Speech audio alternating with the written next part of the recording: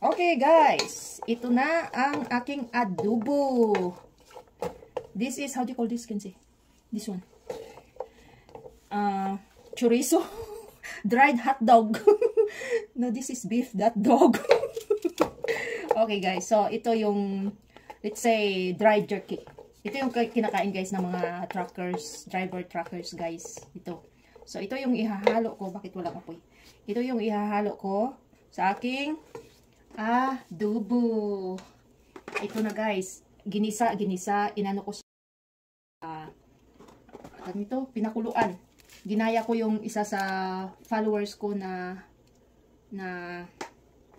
pinakaluan niya muna yung string beans. Tapos, lalagyan ko ito mamaya ng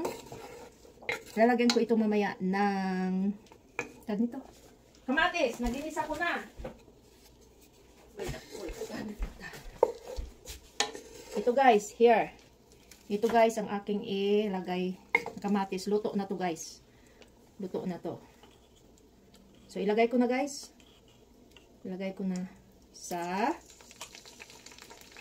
dalawa. Count with me in Filipino. 3. 4.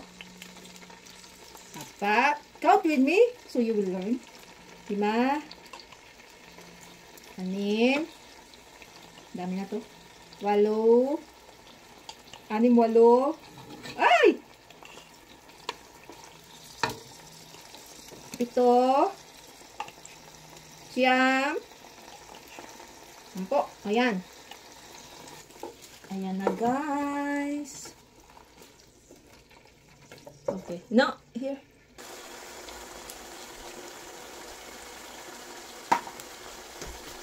That is when there is arrow, it means it's close. So guys, ito guys, ilalagay ko na.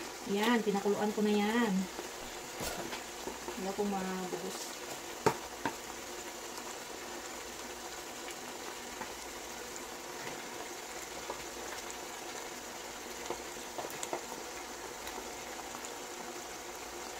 First time kong nagluto ng ganitong procedure guys, na pinakuluan muna.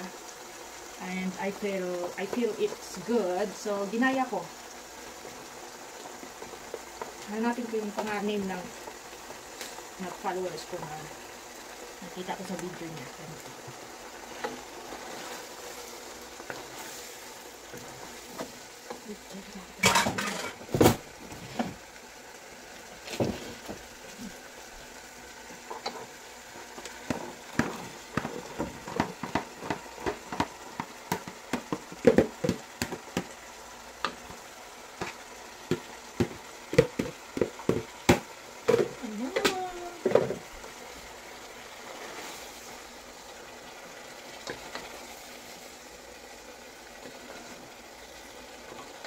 Ganda nga pala talaga guys pag nakuluan.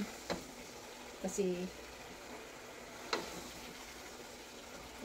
bumababa pati.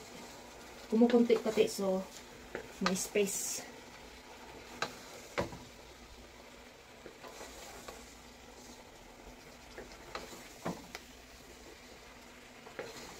So,